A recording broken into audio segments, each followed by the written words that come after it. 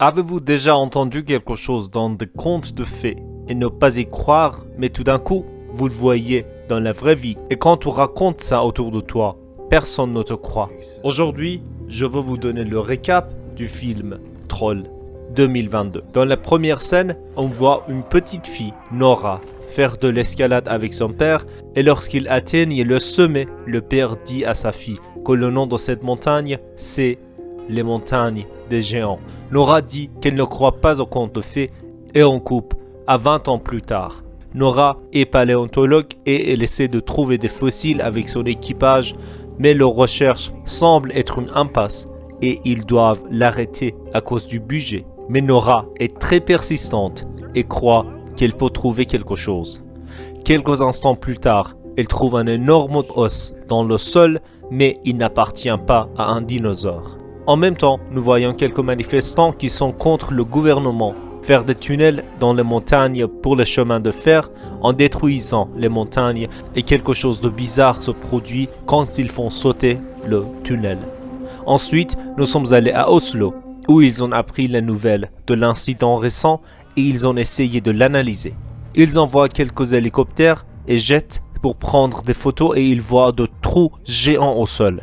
Ensuite, ils appellent quelques généraux et scientifiques pour comprendre ce qui a pu faire cela. Et parmi ces scientifiques, ils invitent également Nora.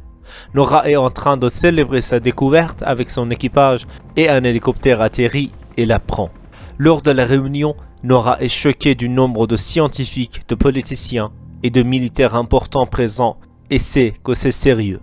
Et quand elle voit les images qu'un manifestant au hasard a reçu sur son téléphone, elle se souvient de son père et des histoires de son enfance. Alors que tout le monde pense qu'il y a une fuite de gaz, Nora dit avec confiance qu'elle peut voir des empreintes de pas géantes. D'autres se moquent d'elle et parlent de King Kong, mais elle insiste sur ses convictions. Quand ils regardent plus attentivement les images aléatoires, ils entendent un rugissement fort. Puis les destructions commencent et ils regardent même le géant être dans les images. Ensuite, nous passons à une maison où vit un vieux couple et leur maison commence à trembler. Ils se cachent et lorsqu'ils sortent de leur bunker, leur maison est détruite. Nora et une équipe de chercheurs vont leur parler et là, Nora rencontre Christopher, qui est chef d'équipe militaire. Le vieux couple n'a rien vu, mais la vieille dame dit avoir entendu un rugissement triste lors de l'incident. Nora se rend dans la maison en ruine et là, elle trouve une empreinte 100 fois plus grande qu'un être humain. Il fuit la zone sur un hélicoptère, mais il ne trouve rien, alors il commence le plan B. Nora va voir son père. Elle et son père ne se sont pas vus depuis des années. Son père a consacré toute sa vie à étudier ces créateurs géants et personne ne l'a cru. Et quand Nora montre à son père les photos et les images, il confirme que c'est le géant qu'il recherchait. Nora pense que son père perd à nouveau la tête et lui dit de se calmer. Mais il insiste pour que Christopher l'emmène sur un hélicoptère et le père lui dit de le faire atterrir au milieu de nulle part. Il commence à creuser et cherche dans la terre et dit à sa fille que l'endroit où il se trouve n'est pas situé sur la carte. Il ne devrait pas y avoir de montagne là-bas. Tout à coup, le troll ouvre les yeux derrière eux. Nora et son père s'enfuient vers l'hélicoptère et le troll les attaque. Ils enregistrent cette scène et l'envoient à la base.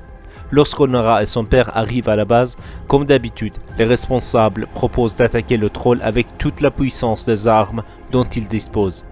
Nora et son père, à l'aide de Christopher, exigent également d'être sur le site de l'attaque.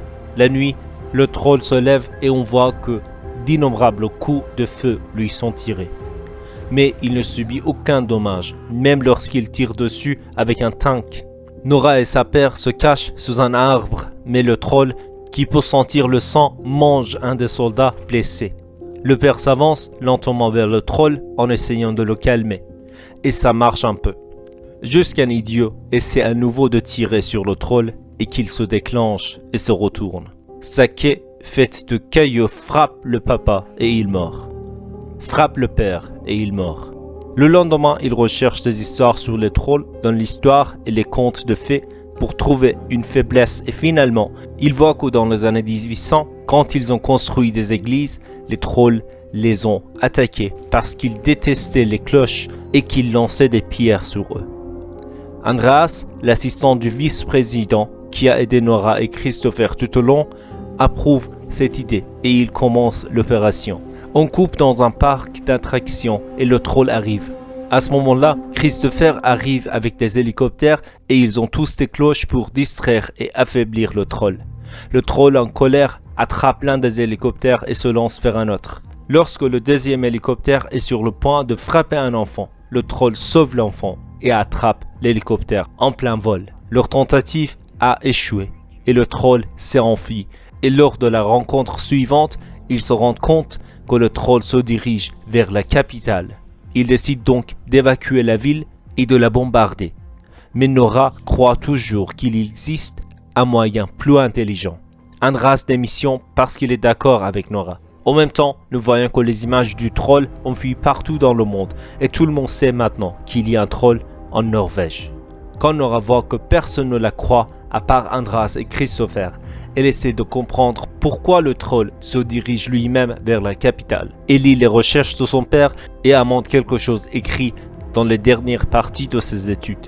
Il sait qu'il se passe quelque chose au palais royal et il va vérifier ce qui se passe.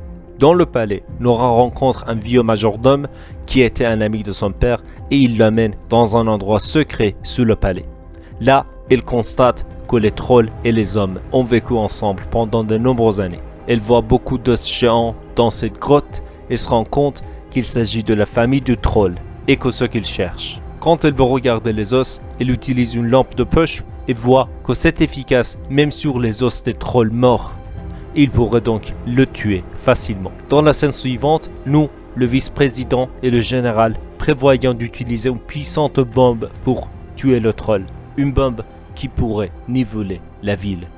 Lorsque Nora et Andreas découvrent ce plan, ils essaient de pirater leur système d'une manière ou d'une autre et d'arrêter ce plan afin qu'ils puissent suivre leur propre plan. Ils réussissent finalement à pirater le plan de la bombe et Nora et Andreas lancent le leur. Et la première étape consiste à attirer l'attention du troll. Ils ont mis la crâne d'un bébé troll derrière une camionnette et le troll les suit quand il voit le crâne. Christopher attend que le camion et le troll arrivent avec beaucoup de lumière qui pourrait tuer le troll. Le crâne tombe du camion et le troll le ramasse, mais il tombe aussi de ses mains et se brise. Le troll, plus en colère que jamais, suit Nora pour se venger. Nora arrive enfin là où se trouve Christopher et il commence le plan. Et le troll devient de plus en plus faible. Nora, qui voit le troll souffrir, tue toutes les lumières et commence à parler au troll et lui dit qu'il devrait courir et qu'ils ne sont pas des ennemis. Il lui demande de retourner dans les montagnes. Le troll est calme, mais le soleil commence à se lever et dans les contes de fées, les trolls brûlent lorsqu'ils reçoivent la lumière du soleil. Alors, petit à petit, ils brûlent et se transforment en roche. Et oui, c'est ça. Merci.